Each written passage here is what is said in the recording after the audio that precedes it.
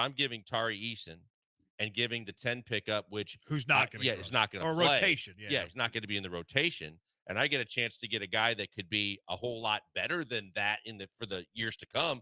I'm definitely making that move.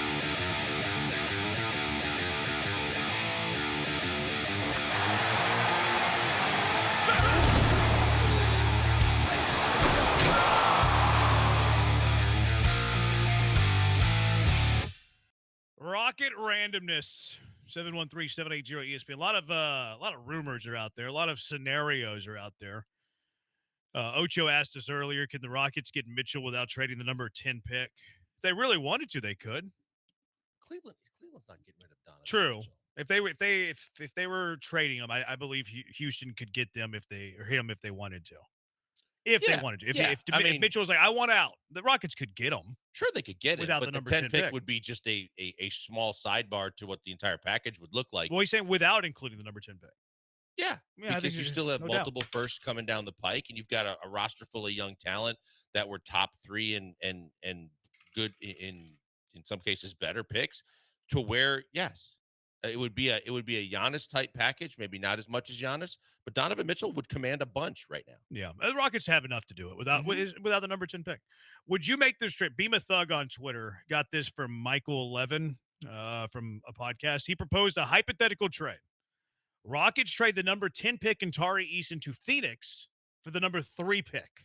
Would you do that? Yes. I would too. Absolutely. I mean, look, I've been watching some highlights on Ace Bailey. See, I like Edgecombe. But, I mean, Edgecombe, when I saw him play at Baylor, I was like, man, this kid, I hadn't heard anything until I saw Baylor play, and I was like, this kid's really smooth. And he's athletic, and he's got a strong body. I like Ace Bailey, too, as a guy that, if you give up a Tari Eason, who he's going to be in the NBA. I don't think he's going to be a whole hell of a lot more than that. Could he be a starter on some teams in this league? Sure. But offensively, I have questions. Thinking the game out, making smart decisions, I have questions. If you're telling me that I give up a pick that I don't think is going to make this roster anyway and Tari Eason, and I get a kid with the potential to turn out to be far better than him, yeah, I'm making that. Maybe he's going to make the roster. No, I'm saying if I'm giving Tari Eason and giving the 10 pickup, which who's not going to it's not going to play. Or rotation. Yeah, it's not going to be in the rotation. And I get a chance to get a guy that could be a whole lot better than that for the years to come. I'm definitely making that move. Same. Tari's injuries concern me too. That too. We don't know what that leg thing is. Plus, you also you have to make a decision on him soon about a contract. Mm-hmm. The Rockets have a bunch of young players. You're going to have to let some of them go. You're going to have to level up at some point. I would be cool with the idea of trading 10 and Tari for 3. I would use it to draft Edgecombe. Edgecombe would be my guy. I like him more than Bailey. Edgecombe's like a dog, man. But I think that okay. But he goes and gets it. To me, and you've seen him more than I have. But to me, my takeaway would be, what does this roster need that it doesn't have? Do I have guys like Edgecombe? Yeah, I think you do. I think you have the potential guys that could potentially be what he could potentially be. But what do they need? They need a guy with more size, a guy that can play back to the basket, but seems like he can play a post. He's not a back to the basket guy. Bailey? I think he will be. He's a guard. Ace Bailey at almost 7 foot tall? Did you see what he was listed at the combine? He was listed like 6'7".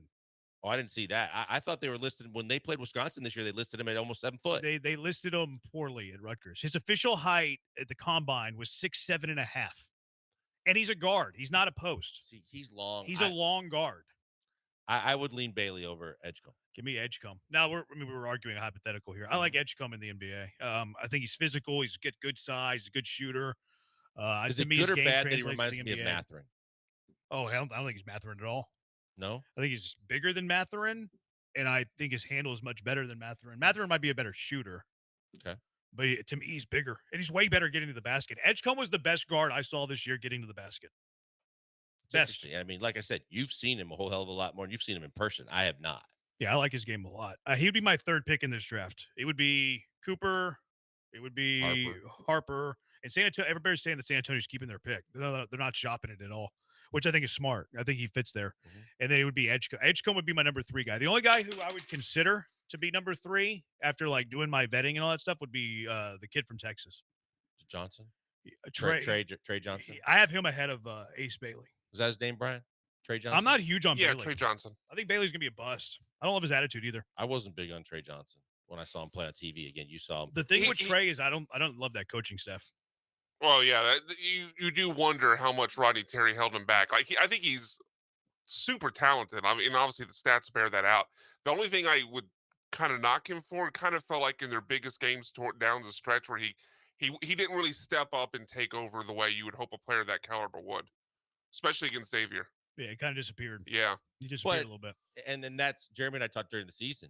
When I watched Rutgers play Wisconsin, and I watched a team that has 2 high lottery picks like Harper and Bailey just absolutely get worked by a Wisconsin team, I was like, how does that happen? Like, you talk about disappearing. Those 2 guys should have absolutely had their way with a team like Wisconsin, and they got worked. They didn't make the tournament.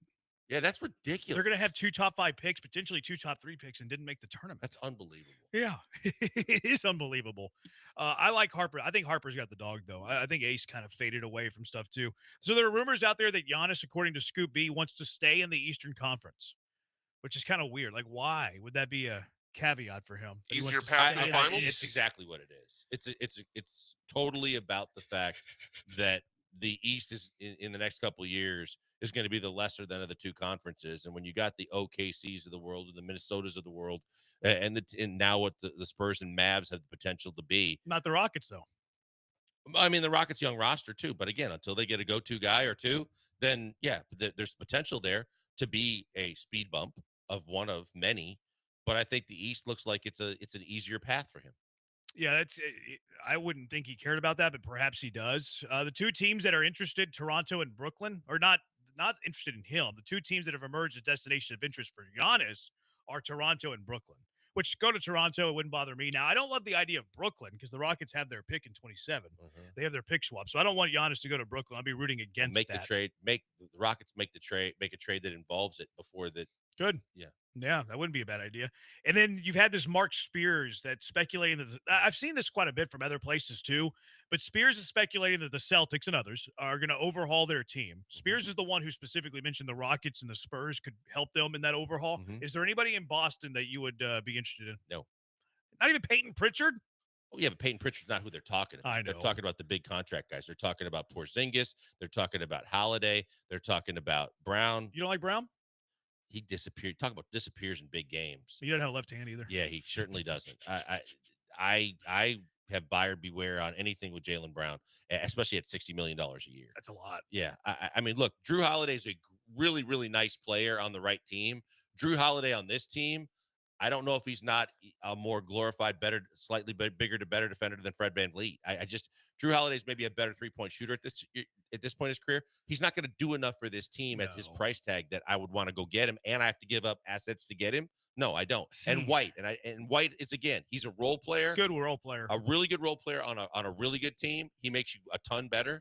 I don't think he makes this Rockets team that much better. You know whose skill set I really like? Really, really like? It would intrigue the heck out of me.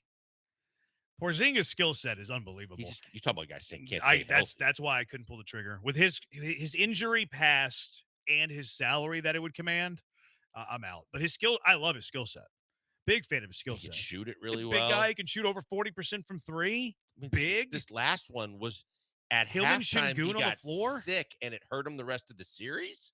Yeah, I know. I couldn't do it because of the injuries. I do think he has a little softness to his game too. I like the skill set. Don't love the mentality. Don't love the contract. Don't love the injury history. Yeah, he's overpaid. So not a single Celtic, huh? No, not for me. I've always been a fan of Peyton Pritchard's game. You don't think they would trade him? I think they love him. I think they love him, and they wrapped him up at a pretty decent deal for them. Yeah, I think he's the heir apparent to get the minutes when you trade one or more of those guys. You think Reed Sheppard could ever be as good as Peyton Pritchard? Right now, no. Dead plum. Ever. Maybe. I think if he turns into Peyton Pritchard, it's a huge win. It's a great win. I heard the comp in midway through this last season. I was like, if he turns out to be Peyton Pritchard, you should be very happy. Shepard's actually taller than Pritchard. Really? I just pulled up their size. Pritchard's actually like built pretty sturdy though. They list Pritchard at 6'1", but he's stocky. Yep. Reed's 6'2", but not stocky. You want to talk about mismeasured?